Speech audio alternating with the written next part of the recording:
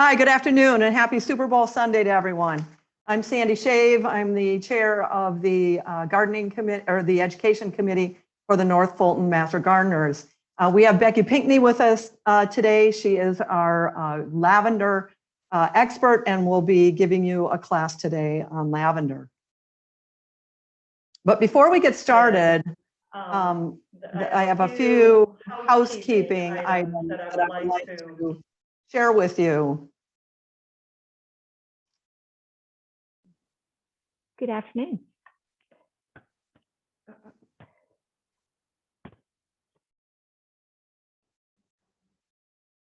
Okay.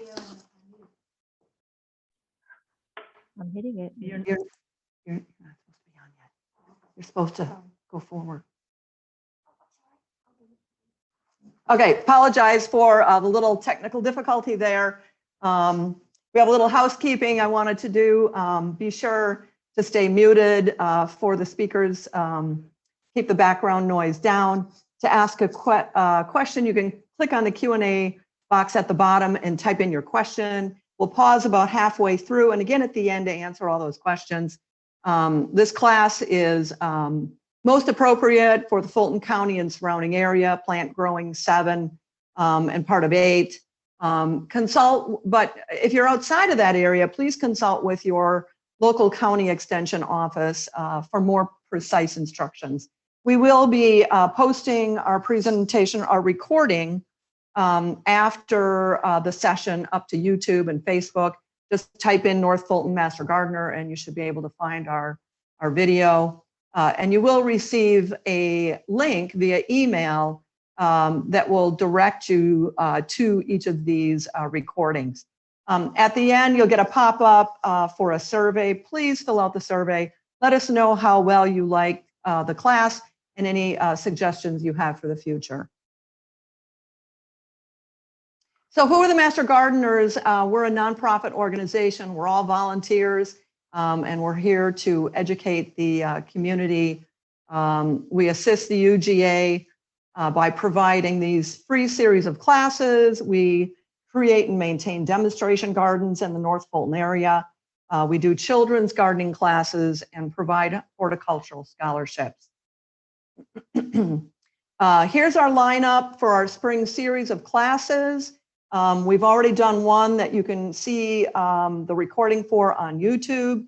To sign up for any of these other classes, please go to nfmg.net and click on the community classes link on the side to register. And you do need to register for each class individually. You can also follow us on social media. We're on all the usual suspects. And again, we'll be posting our recording to that site. And without any further ado, I'd like to introduce you to Rebecca Pinckney, Master Gardener for North Fulton County and expert on lavender. Becky. Good afternoon. My name's Rebecca Pinckney. I'm a North Fulton Master Gardener and so glad to be here talking to you about one of my favorite plants, lavender. Let's see, you see a picture of me by our driveway. We have several gardens that have different amounts of sunlight. I love to plant lavender in this particular area because it gets a great amount of sun. I've been a Master Gardener since 2008. I've been a past officer of the North Fulton Master Gardeners. I owned a small business called Becky's Bouquets and Sachets, where I really had to learn a whole bunch about lavender because I harvested the lavender from my yard and then used those buds to make different products that I sold at a farmer's market in Roswell, Georgia. I've been a long-term member of the Herb Society of Atlanta, and as you can tell, I love to grow lavender. So here's the agenda. This is what we're going to be talking about this afternoon. The agenda includes talking a little bit about the taxonomy of plants. What is the difference between lavender versus lavandin? I want to tell you about the history of lavender and how it's been used.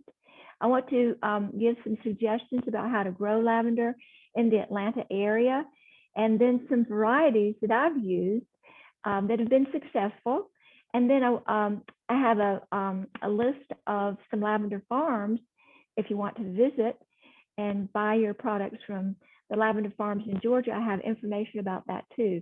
This picture is a lady in Provence, France, and I'll tell you more about why she is harvesting that lavender by hand. So let's get started. Here's a joke for you. Sir Basil's wife, Rosemary, is so arrogant, she refuses sage advice regardless of the source. There's even a rumor that they helped their daughters, Juniper and Angelica, murder Colonel Mustard for his life insurance. They must have made amends. So we might think that we are nurturing our garden, but of course it's our garden that's really nurturing us. This is a quote by a lady named Jenny Uglow. She's a British biographer, a historian, a critic, and a publisher. So I want to show you the next slide now. This is the taxonomy that I was talking about.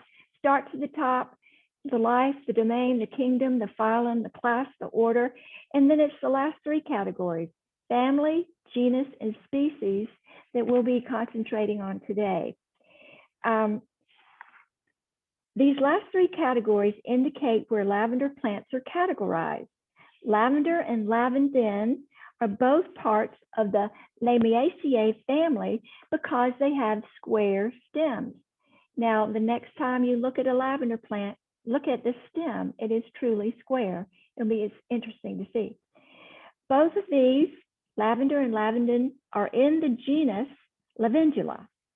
Within the genus is a final tier of classification called species. And there are many subdivisions within the lavender species category. So these species are essentially the different varieties of one plant type. So lavender and Lavandin are technically two species that come from the genus lavender. Lavender is an herb that falls into the Labiataceae or Laminiaceae or mint family. It's a woody shrub with square stems, has an aromatic scent, opposite leaves, mostly irregular two-lipped flowers having 4 stamens which produce the pollen in the plant. The fruit is small with 4 nutlets or seeds. The family members of the mint family include all of the mints: peppermint, spearmint, apple and chocolate mint, pennyroyal, catnip, bee balm, germander, hyssop, and horehound.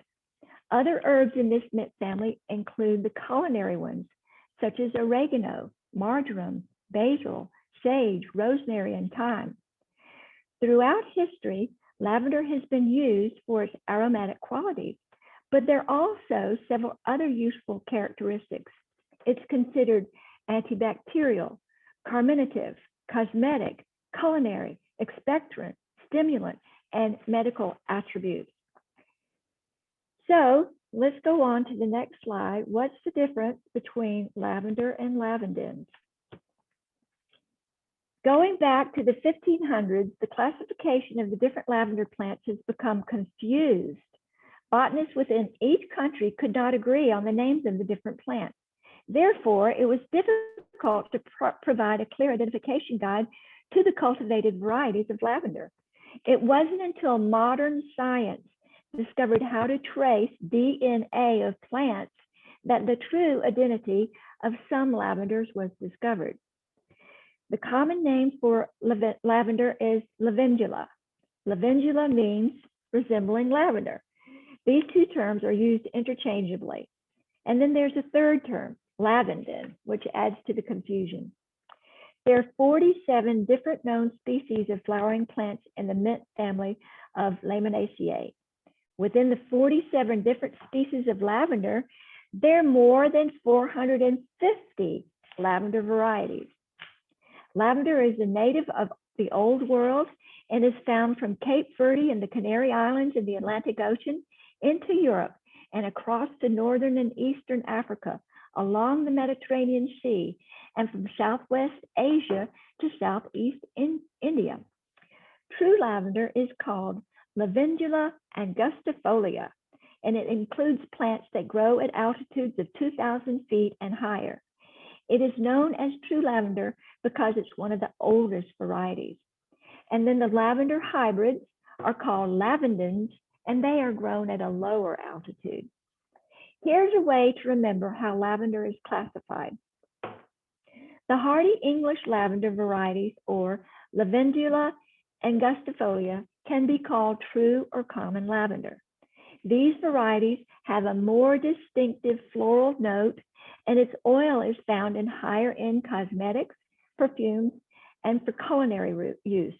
And remember, it's grown at higher altitudes. Whereas Lavandins, such as Lavendula times intermedia, tend to have a more camphor note and are used in medicinal and paint products. Their therapeutic properties are believed to help with digestion, tension headaches, bug bites, burns, and minor skin irritations. In addition, some portions of their oil are also used to perfume cleaning products, and they are grown at lower altitudes. So the several varieties within the genus Lavendula are grouped together based on the characteristics of hardiness, leaf shape, and fragrance. The distinction between English lavender and French hybrid Lavendula plants is also due to the types of essential oil they produce. Lavendula angustifolia, or English lavender, produces true lavender oil. This lavender plant is considered the hardiest of all. Its oil usually contains only 0 to 0.6% camphor. Its essential oil produces a more subtle, sweet floral aroma that is highly sought after. Lavendula angustifolia is narrow-leafed, called true lavender. It's also commonly referred to as English lavender because historically it was developed for the English perfume industry in the 1700s. In contrast, the Lavandin plant contains between 6 to 10% camphor oil. The Lavandin scent is more pungent and medicinal and is not pure lavender. Lavendula times intermedia, which is a hybrid, is also called Lavandin. It is commonly referred to as French lavender because historically it was developed for the French perfume industry. Currently, both types, lavender and Lavandin, are grown worldwide.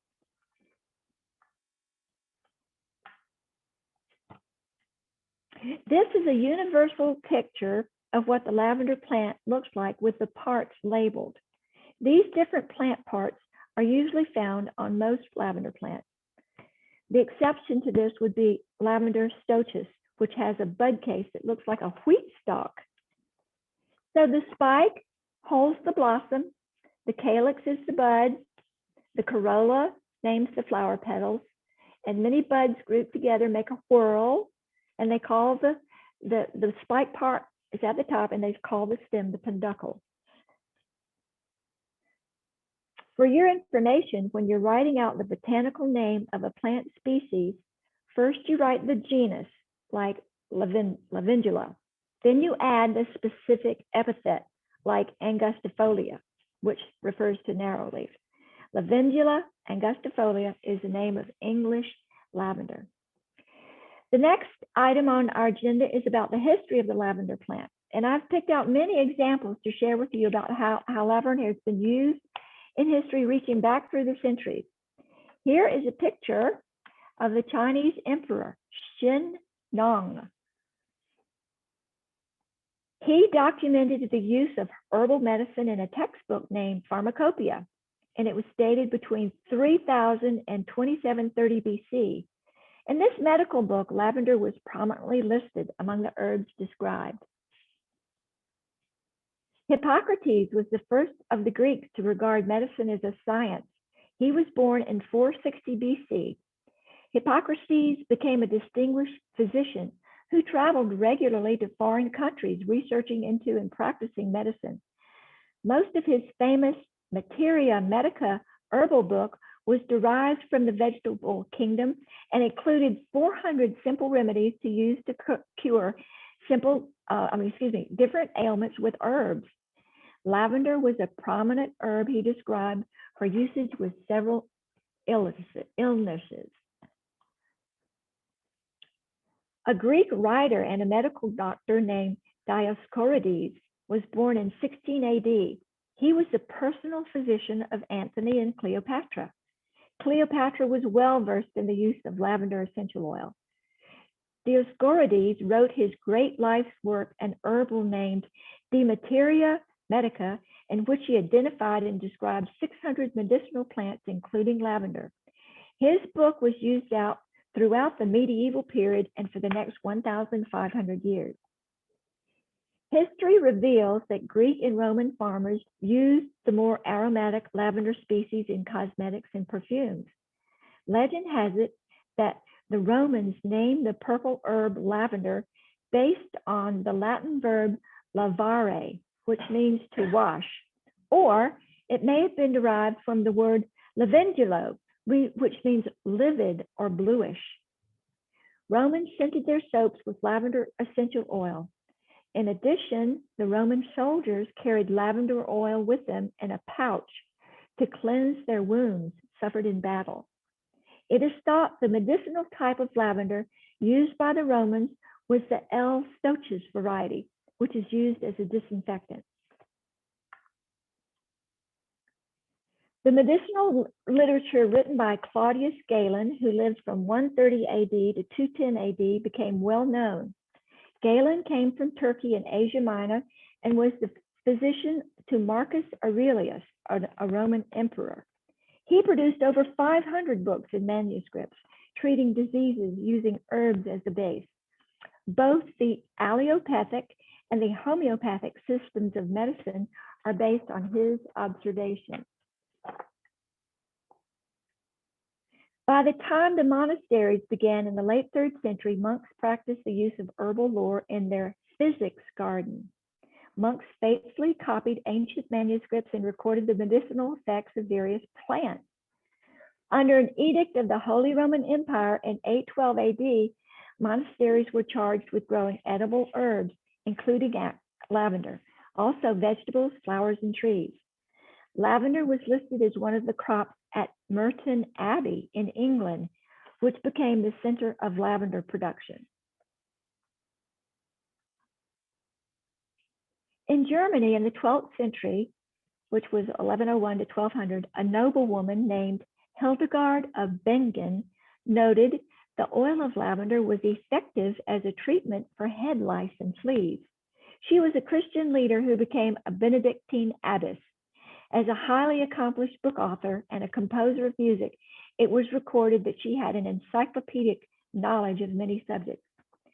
When King Henry VIII, who lived from 1491 to 1547, dissolved the monasteries, lavender was transferred into domestic gardens.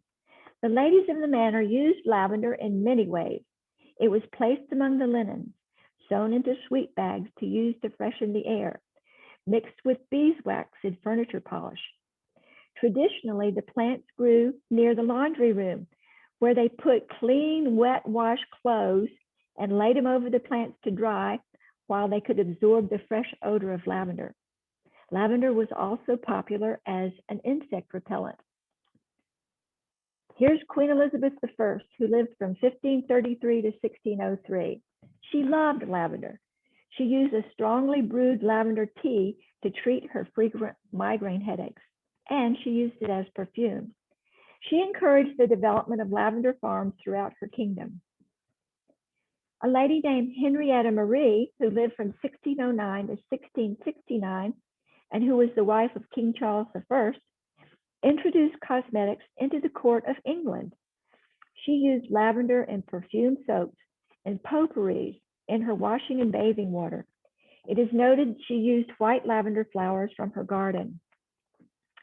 During the Renaissance period in the 17th century, lavender began appearing in herbal garden books as a cure-all. During this era, the plant was grown as a ground cover on the lawns of big estates. 3 great English herbalists, Mr. Gerard, Mr. Parkinson, and Mr. Culpepper, all included information about lavender in their herbal literature. Great interest was generated in the plant, and lavender street sellers began to appear. Prices for lavender buds were high during London's Great Plague of 1665, when lavender was thought to protect against the disease. During the plague, grave robbers washed the grave victims' belongings in a concoction named 4 Thieves vinegar. These criminals looted the belongings of plague victims, but were rarely affected negatively by the disease. When the thieves were finally apprehended and taken into custody, the robbers credited their help to cleansing with 4 Thieves vinegar after their work was done. Legend has it they were released after sharing that the secret of their vinegar mixture was lavender oil. The first recorded comments of lavender grown in the United States were made by Jocelyn Hall in 1672. It's been noted that President Thomas Jefferson grew Lavendula spica on his Virginia estate in 1794. In England, in the Victorian era, Queen Victoria was a great enthusiast of the use of lavender. She appointed Miss Sarah Sprules as the purveyor of lavender essence to the Queen. Lavender became very fashionable among the ladies, who brought it from street vendors who purchased it from local farms. Fresh lavender was dried and placed into muslin bags for wardrobes, used to wash walls and furniture, and bags were stuffed between sheets and linen presses. Lavender was used to repel insects, treat lice, used in perfume and potpourri, used in furniture polish and in soap. It was considered a cure-all in the family medicine cupboard. Modern usage. Herbalists view lavender as having the ability to soothe troubled minds and to calm worries, especially when used as an alternative to smelling salts. Lavender's distinctive fragrance has been prized in sachets, for scenting rooms, in the homes of elderly, and for comforting the ill. The only clear indication of its modern usage in World War I was when it was continuously used as a disinfectant to clean the combat wounds of soldiers.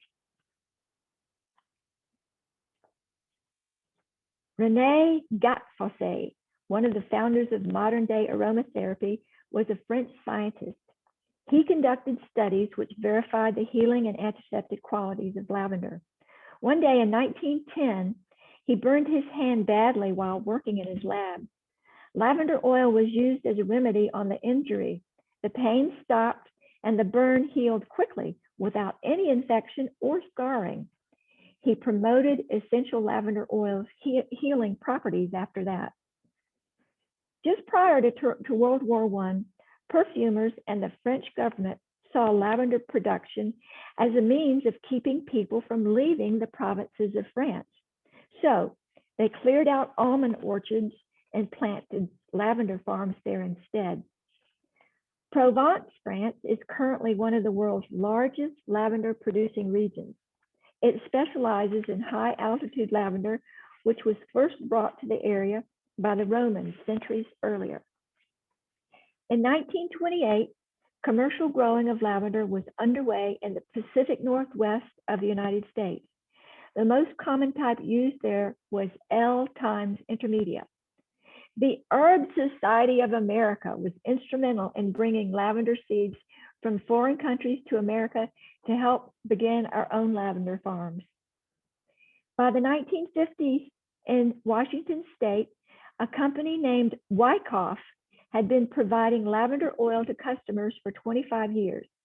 The company became so adept at growing lavender that some of the lavender plants' lifespans reached a quarter of a century. So that's the end of the history part. And now, next on the agenda are 5 varieties of lavender that I want to discuss. And I've included lavenders for our North Georgia zone, which is 7A to 8B, and they have proven to grow well here. But I want to tell you about the 5. First is Lavendula augustifolia, narrow-leaved or English, formerly named Lavender officinalis, which means medicinal. The second one is Lavendula latifolia, which is Spike or Portuguese. And then there's the lavender stoichus, the Spanish, the lavender dentata, which is French, and then the lavender times intermedia, which is a cross between the two species. As I go through these slides, I will discuss specific names of lavender varieties that are grown successfully in the North Georgia area. So let's talk about the first type. Here is a slide of Lavendula augustifolia vera. This is English lavender. Augustifolia means narrow-leafed. The former name of it was officinalis, which means medicinal. And the word vera means true, genuine, or standard.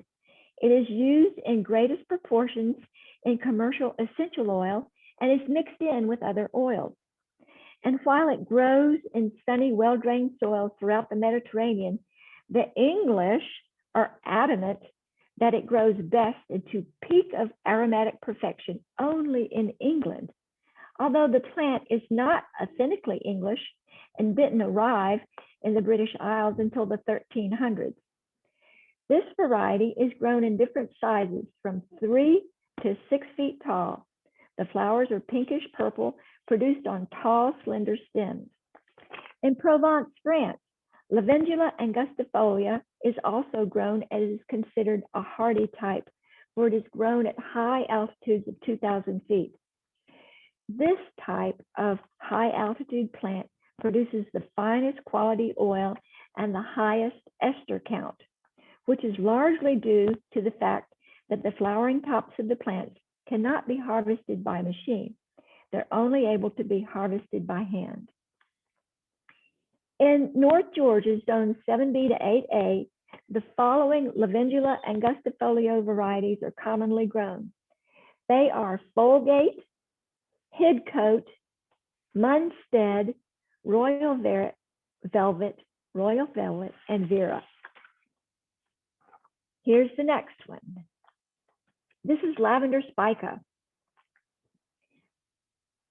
Lavender spica, also known as Lavender latifolia, means broad-leafed or spike lavender, also known as Portuguese lavender. It is a Lavandin. It's strongly herbal. It's a hybrid, but it's not hardy, being native to the Mediterranean. It is grown primarily for its essential oil. It's grown in the United States, usually as an annual. It reaches 3 feet high and wide. It is broad-leaved. It needs to be pruned in the spring. It will grow back from wood that's more than 2 years old. Therefore, the pruning needs to be done once the blooming is over. According to lavender growers, this variety is grown in the mountain regions of France and Spain, although it's originally from Portugal. The flowers of spike variety produce 5 times as much essential oil, known as spike oil, as can be extracted from the narrow British leaf plant. But the spike oil is considered of lower quality. Several botanists think that it's the spikenard mentioned in the Bible. The only name for this variety is L. spica or L. latifolia. Here's the next one. Lavender stoichus. It's technically a French lavender, as it came from the southern coast of France, but using this name can be confusing to someone who has a different idea of what French lavender is. So it's probably best to refer to it as stoichus.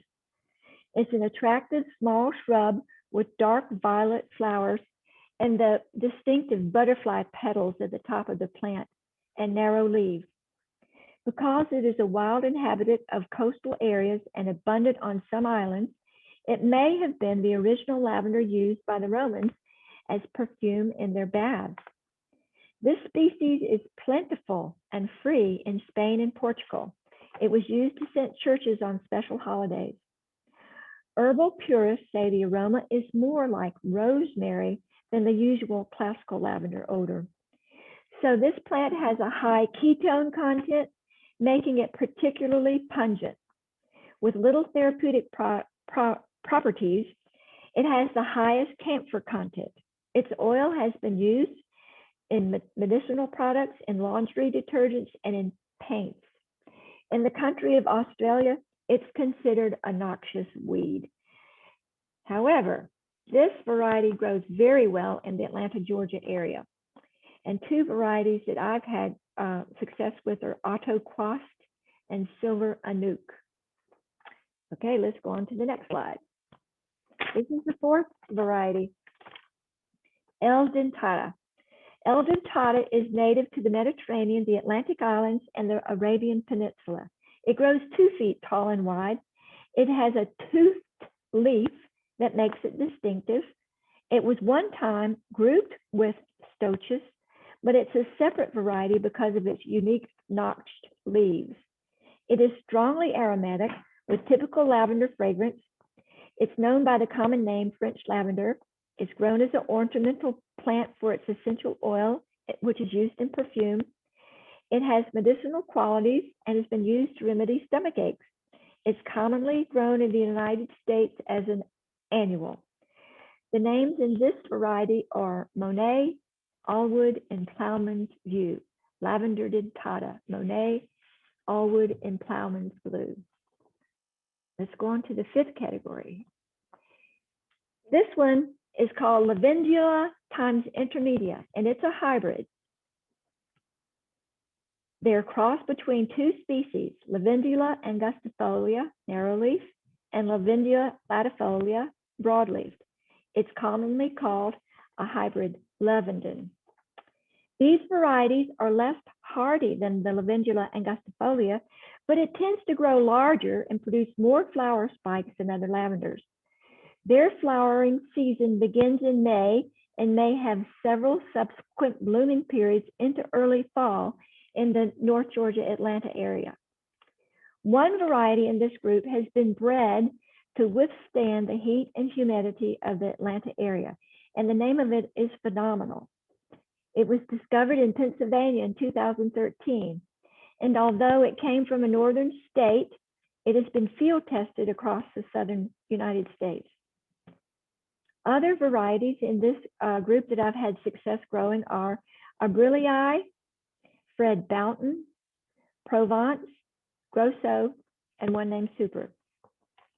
Now we're going to take a break and go to answer questions from the webinar audience.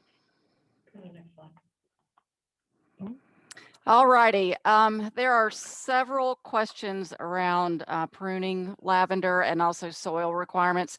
I'm going to pause on those because I know that you're going to address that in the second part of your presentation. So let me get to some of the other questions. Since lavender is a Mediterranean plant and is likely to get Phytophthora, hope I said that right, what can we do about it? Okay, you have to pay attention to the drainage in your soil. It has to be very well drained. Now, remember, it comes from a climate that is Mediterranean, of course, and the soil is very rocky, lots of rock, very good drainage. And the problem that you mentioned is from a type of a mildew type thing that attacks plants because they are not well drained. Or another problem that comes with that is that the plants that you have might be planted too close together and they're not getting enough air circulation around them to keep them dry, which would cut down on any kind of mildew or other problem. Awesome. Can you speak about Spanish lavender? I've seen this in Home Depot. Yes, the Stochus, Lavendula Stochus, one of my favorites, as I mentioned before, Otto Quast and Silver Anouk. They have grown very well for me. I have never had a Stochus that's done badly for me. I recommend it highly. And what insects does lavender attract into our region? Not many. As a matter of fact, I've never ever had a problem with insect infestation in my lavender. And I don't think the insects like it. I don't think it tastes good to them or something. I don't know. But again, getting back to the physical attributes of the plant and where you plant it, be sure that it's planted well spaced, hillsides, those kinds of places on a slant or elevated, and check them. Be sure to check your plants regularly like every couple of days. And if you see an infestation, if it's the kind that could be shake them off, shake them off. If it's the kind that needs to be sprayed, spray them. Okay. Where do you recommend buying lavender that can be grown in Georgia? That's a very good question. While we are not, it's suggested that as master gardeners, we do not say you have to go here, you have to go there. I can recommend places, and that's at the end of my talk. And for sure, the big box stores. Okay. They have a good variety normally. Okay. Can you grow lavender in a pot? Yes, it's really good for pots, especially the smaller ones. They love being grown in a pot. They love being grown with other plants. They love being grown with other herbs. My suggestion is that you try out a couple of different types and see which ones survive and thrive for you, and then stick with those. So my lavender is growing sideways. What can I do to correct that? Well, where do you have it planted? It doesn't say that in the question. All right, well, I would have to actually look at that. That's very interesting. I've never heard of it growing sideways. Is it going toward the sun, maybe? Sandra just said maybe it's doing the things that plants normally do, and it's being attracted to the sun.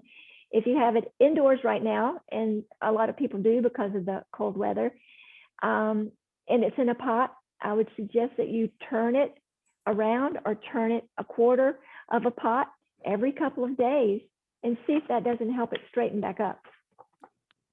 Great. And when do you plant in North Georgia? Okay, and I'm getting to that. Okay. But just briefly, in May. Okay.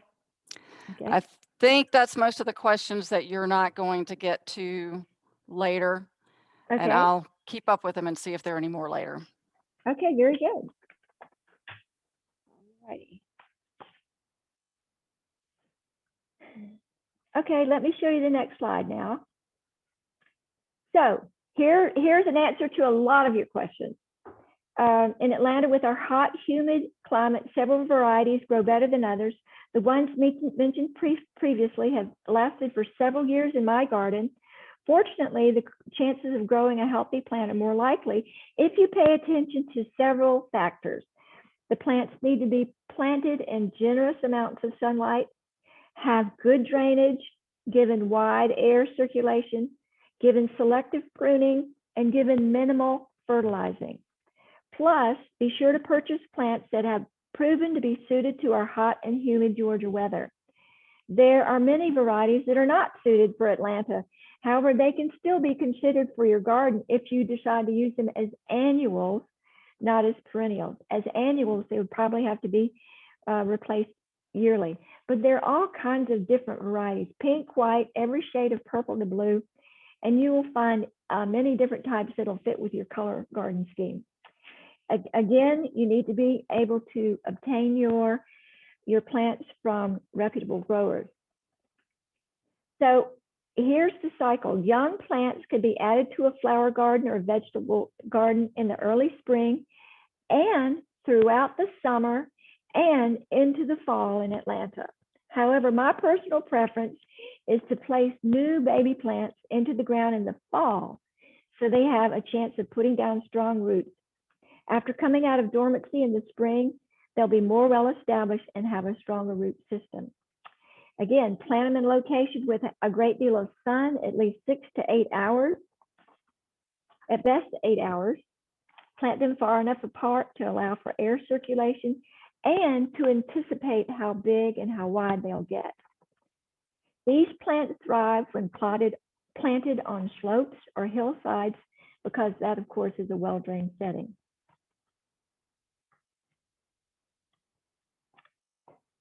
To prepare the lavender flower bed, dig down into the soil approximately 2 feet from the surface. Then place about a 4-inch layer of gravel at the bottom of the bed. Mix the clay soil with equal parts gravel, river granite sand, and garden soil before putting it back into the garden bed. A good source for granite sand not beach sand and not sandbox sand, can be attained at landscape material companies around Atlanta. If you choose to plant lavender in a large pot, use a good mixture of soil containing equal parts of garden soil, granite sand, perlite, and compost. Crushed eggshells added to the mix help keep the soil at a higher alkaline pH. Do not add coffee grinds to lavender plants. This causes the soil to become acidic, and they like alkaline.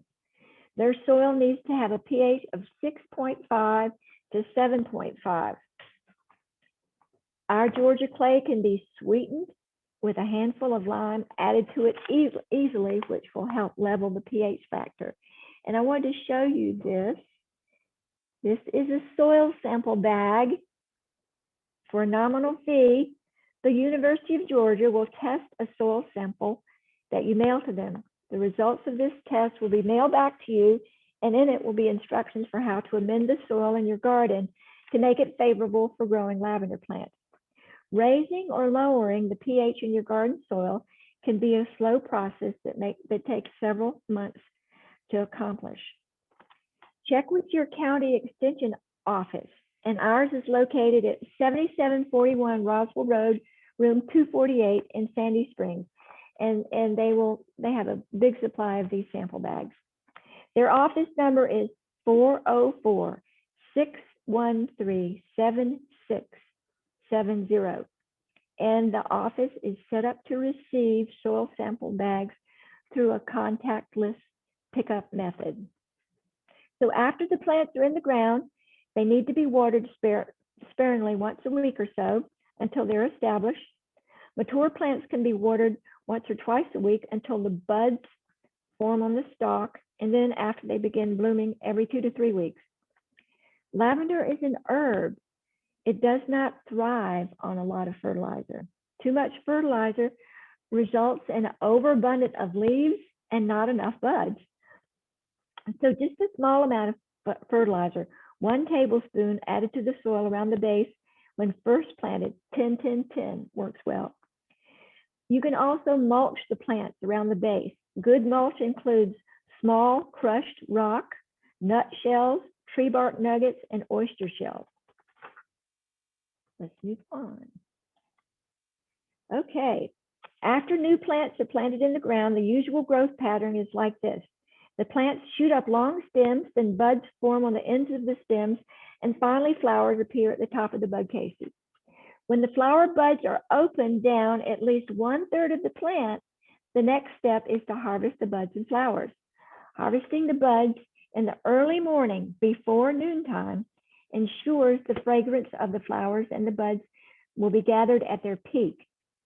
You can group the stalks into a set of 25 to 30, put a rubber band around them, and the rubber band will shrink as the lavender buds dry. Place them in a warm, dry, dark place, but hang them upside down. The lavender bunches will dry in 2 to 3 weeks, but you need to check them routinely to separate them if they're developing any kind of mildew. One of my friends dries her lavender bunches in the back of her station wagon in the sweltering heat of the Atlanta summer. She says the smell is heavenly. Now, this is a pruning slide about, it's an important step for producing long-lasting lavender plants. Without proper pruning, the plants grow into a large, lanky, woody base that can split open easily. Mature plants should always be pruned back into a compact mound at the end of the growing season. Final pruning for the year before the first frost of autumn is recommended in the fall. Lavender plants usually grow into maturity after a year to a year and a half, with a size of 1.5 to 2 feet tall and wide. Pruning on the first year's plant usually isn't necessary, but by the time the plants are 2 years old, pruning or shaping them will create better stem growth and production of buds. Now, in this established plant pruning slide, the picture at the top right shows what the entire plant looks like after it's been pruned. The long stalks with some leaves on the bottom are cut down to 2 to 3 inches above where the green growth meets the woody base. Avoid cutting down any further because that'll stunt the growth of the stems and they will not grow new stalks again. In my experience, the stoaches, Lavendula stoaches varieties hold their blossoms the longest. And with proper pruning, some lavender plants can last many years.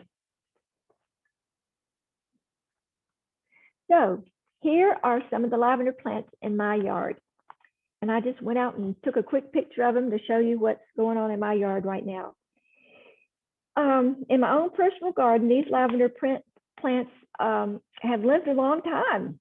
I have several types of lavender in several different sites in my yard, but their scraggly appearance doesn't tell how old they are. On the left-hand side is the one called Goodwin Creek. It's a Lavendula ginginsii, or an English hybrid named for a Swiss historian and botanist. It's 7 years old.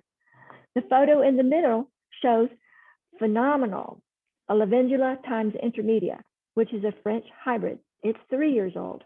And the photo on the right shows Otto Quast, which is a Lavendula stoaches, a Spanish lavender, and it's nearly 10 years old.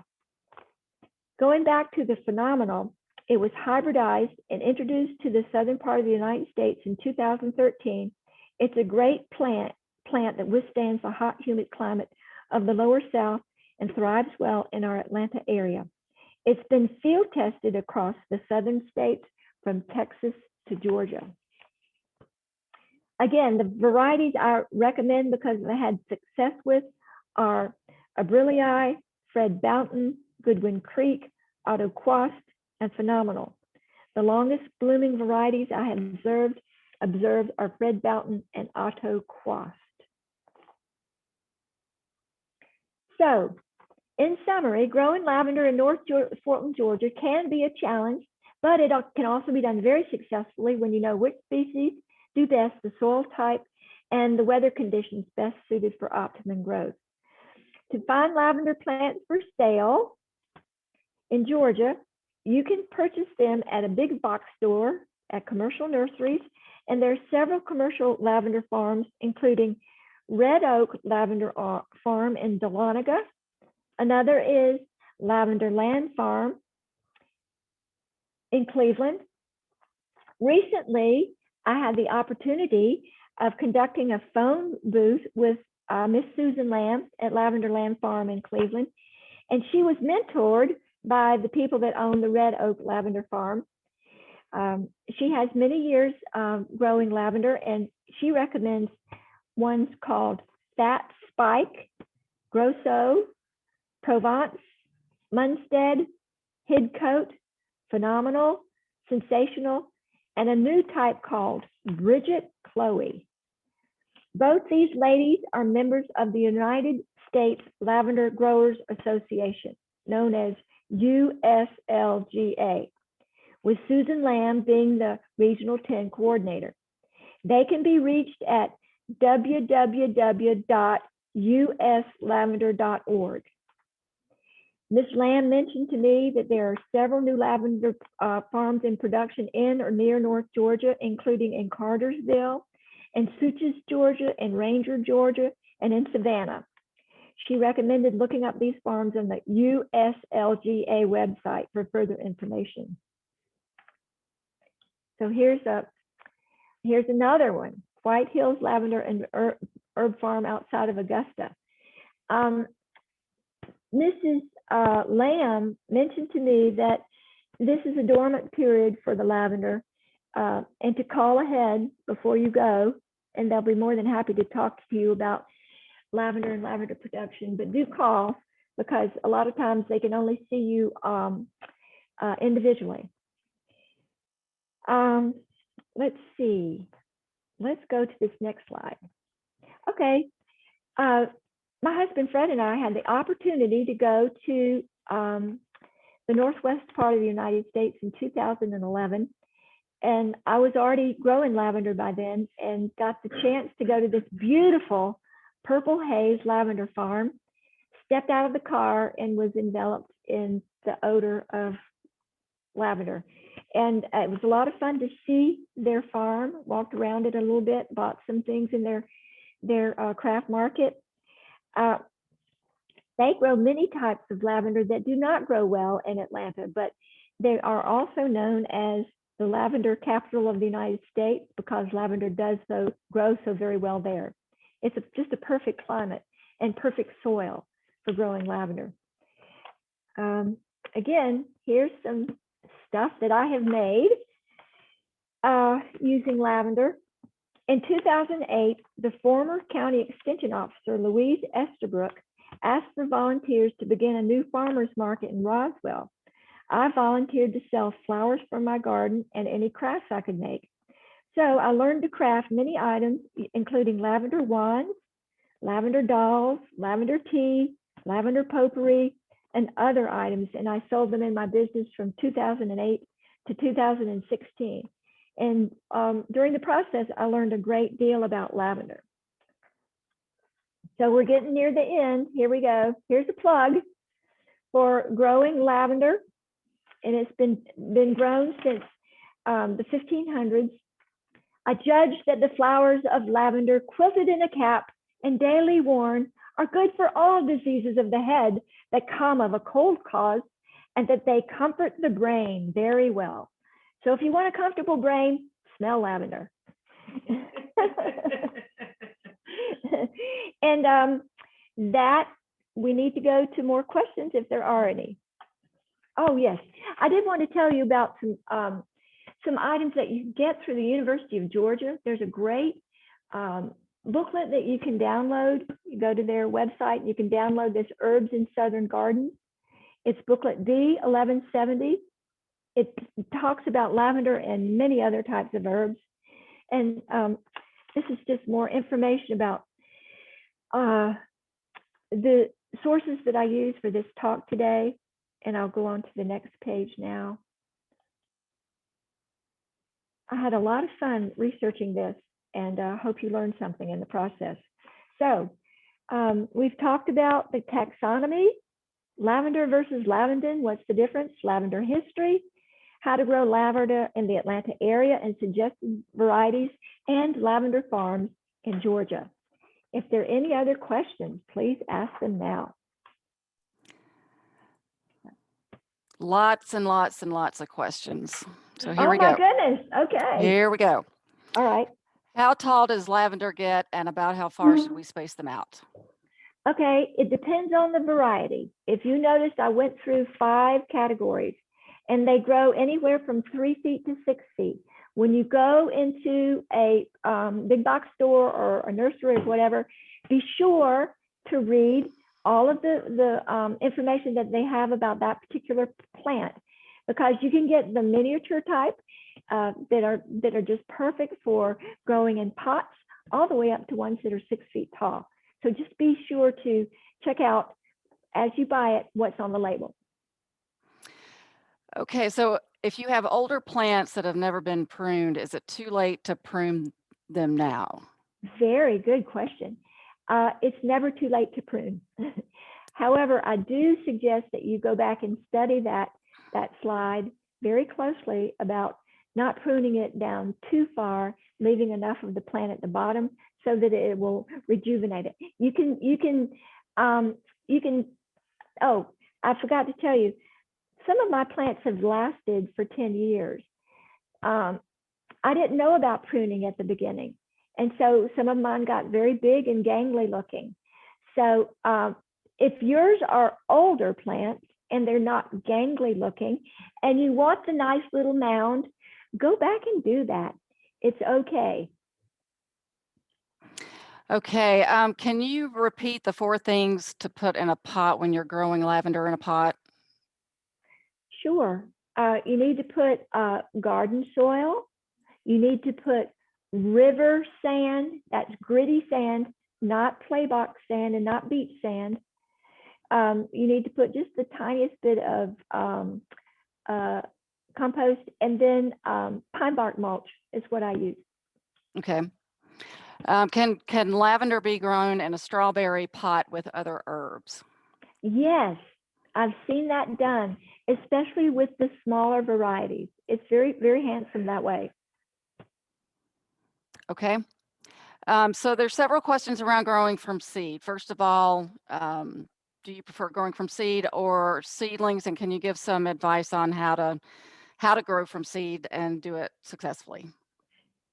I am not a seed grower of lavender. I usually grow them from cuttings. I've never had any luck growing them from seed. If you have, more power to you. I want to find out what your secret is. But usually they can be grown very easily from a cutting. But the way you do that is you take a cutting that's 2 or 3 inches tall, you shave off a little bit of the bark around the bottom of the stem, you dip it into some growing medium, and then you put it in a small growing pot. You put it in, you water it a little bit, you put it in an area where it will get good sun, and just check it after about two weeks. Usually it's got some roots on it, and then you let it continue to grow and let the roots develop. And after about 6 weeks, it's usually ready to be transplanted into a garden. Okay. Is lavender a good source for honeybees or other pollinators? And Oh, is yes. there a particular variety that you prefer for that? Well, the lavender bees the bees love lavender.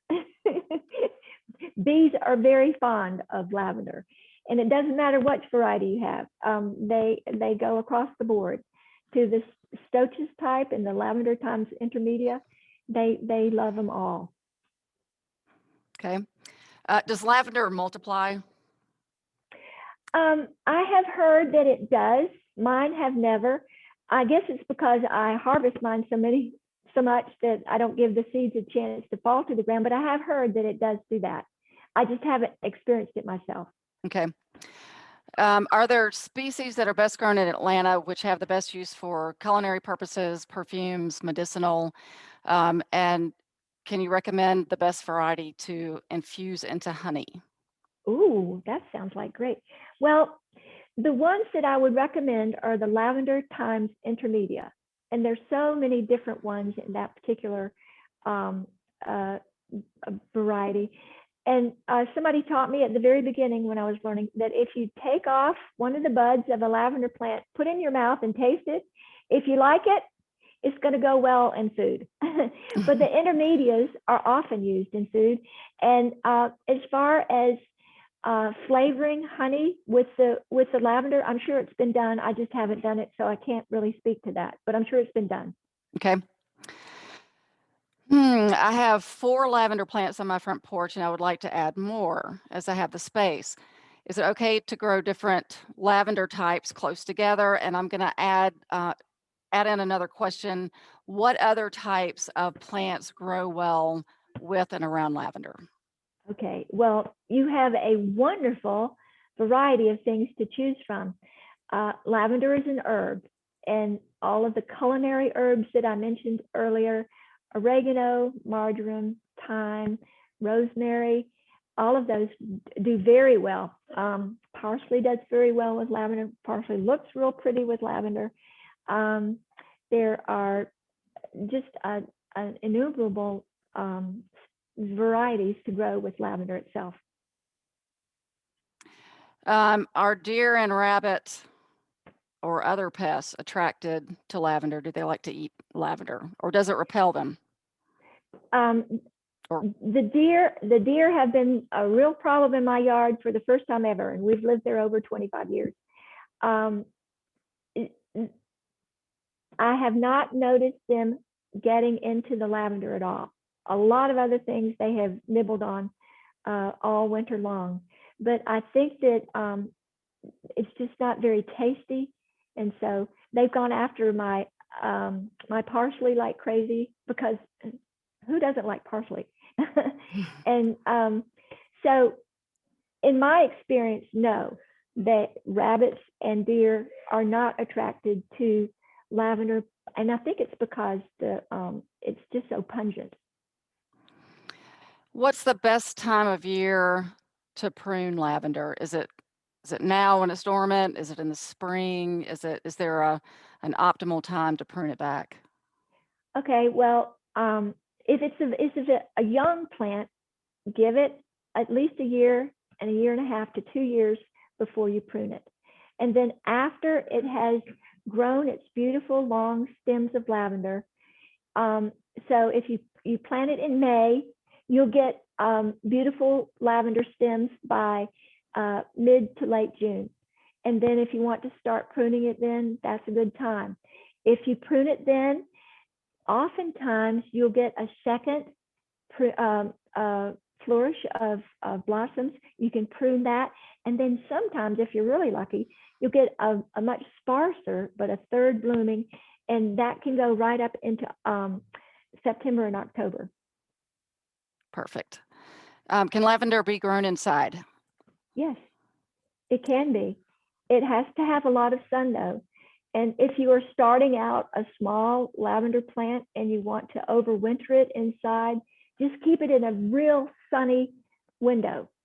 And again, don't overwater it because it hates water. I mean, it's from the Mediterranean. I don't know if any of you have ever visited the Mediterranean, but it's dry as can be. So it's a plant that thrives without much water. So bring it inside, put it in by a window with a lot of sun, but just don't overwater it. Okay. So let's get out our crystal ball because my lavender looks dead. Is it going to come back next year? It hasn't been my experience. Once it's died, it's gone. And there are many reasons. Sometimes it just grows old and dies. After 10 years, sometimes they just give up the ghost. You should check that to make sure that you're not having some kind of insect or fungal infection. You should check your soil. You should go through that checklist of things that I said. Is it on a slope? Is it raised up? Does it have good drainage? Does it have a lot of air going around it? Did you not use much, or did you over fertilize it? Sometimes over fertilizing plants brings on their death. Okay, a related question. A large limb fell on my lavender plant last month. Most of the plant stems were broken. Will it grow back? Do I need to dig it up and plant a new one? Or do you think it'll recover? Well, I think that time will tell. I think that you need to baby it as much as you can, shape it up as much as you can, and just hope for the best. Okay. I've amended the soil with wood ash on planting to get appropriate pH. Do I need to continue amending it with ash or sprinkling it with fertilizer? I think I'm reading that right. It doesn't need much fertilizer, very little fertilizer. Okay. And again, it likes that pH level of 6.5 to 7.5, and you can get your soil tested at the county extension office, and they will tell you exactly what's in the soil and what you need to do for it. Okay. Do you have any tips for successful cuttings for propagation? Yes, I think we discussed that. You take a 3-inch stem, you trim off the bottom, put it in some planting solution, put it in a pot, and then let it just start to grow. And once you can check it after a week or so and see if it's beginning to put down roots, and then just leave it alone. And then after about 6 weeks, you can transplant it into a garden outside. Okay. So let me just look through and make sure that's most of them. Let me just look through and see if there are any others. Is lavender toxic to livestock? I don't think it's toxic. I would be very surprised if livestock ate it because it's just so unappealing. It's very pungent. It's very strong. I would not let my livestock eat it. In other words, I would not use it as a food for livestock. Okay. Do you have any lavenders that you recommend for the New Jersey area? Well, you are lucky. Up in New Jersey, y'all have many, many wonderful nurseries up there. I'm sorry, I don't live there. I can't say specifically, I don't know what your growing zone is. This particular little talk that I have is for growing zones 7A to 8B. What I suggest you do is you go to your closest nursery, ask them what growing zone you're in, and ask them for their recommendations, and they'll guide you. Okay. Is there a size of gravel that you recommend to use during planting? Oh, just small pea gravel, small gravel, small size gravel. Okay. Let's see. Do you have any experience of growing lavender in zone 8? Yes. Do you have any recommendations for what to plant in zone 8? Any varieties? All of those that I talked about just now. The lavender times intermedia, the lavender stoaches, both of those grow very well in zone 8, 8A. Okay, I think that's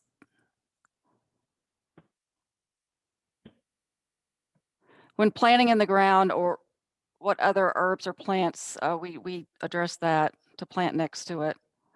Are there any plants that we should avoid planting next to lavender? No, Okay. it's not poisonous to any other plants or anything like that. Okay. It doesn't affect them negatively. But again, you have to pay attention to where you're planting and what your bed is, because not every single type of plant can be planted in an herb garden.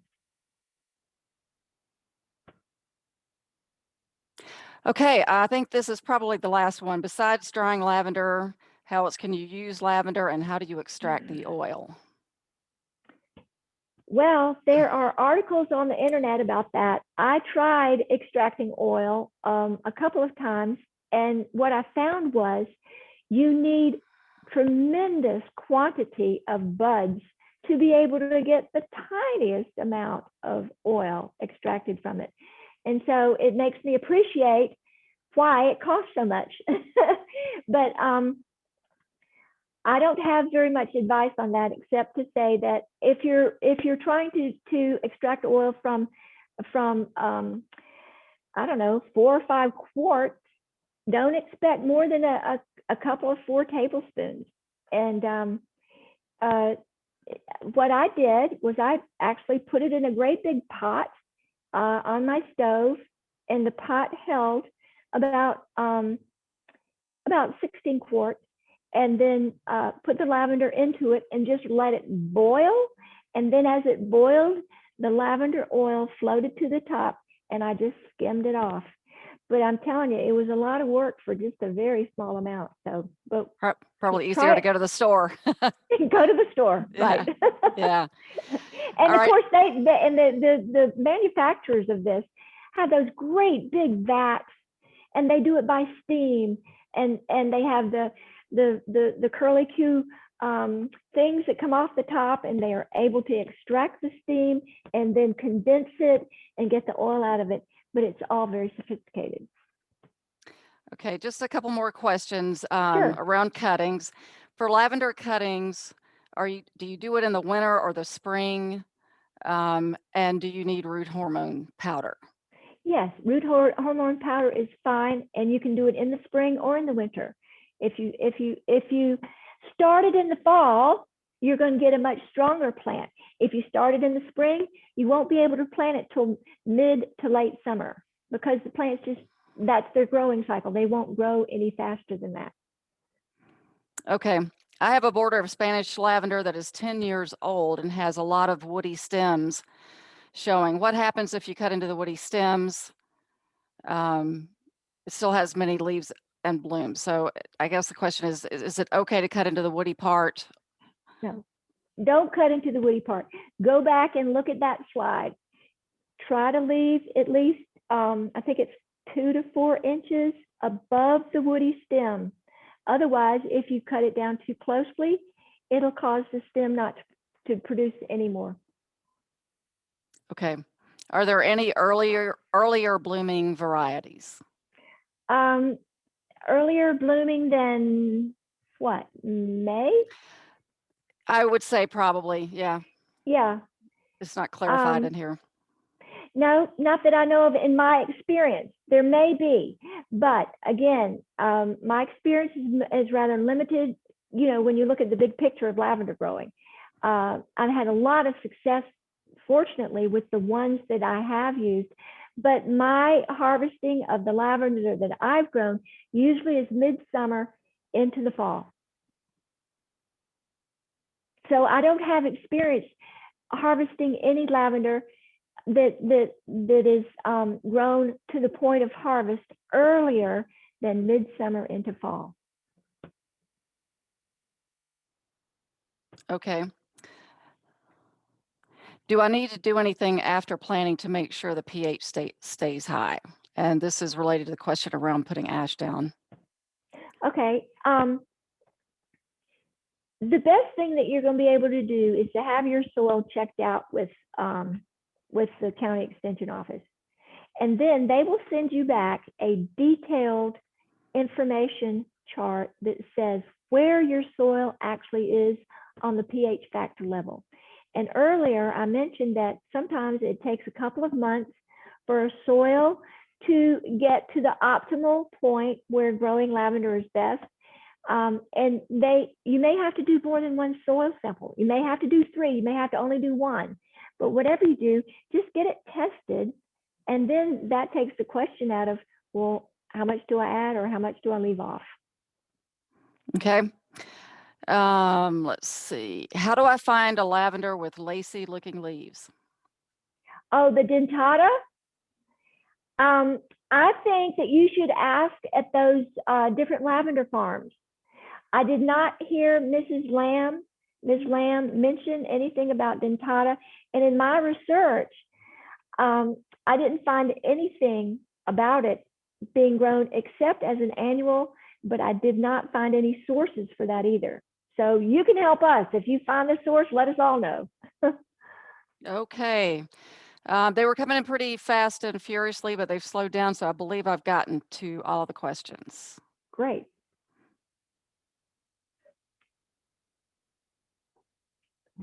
Okay, well, thank you for joining us today. I hope you enjoyed this class and will join us for some of our classes in the future.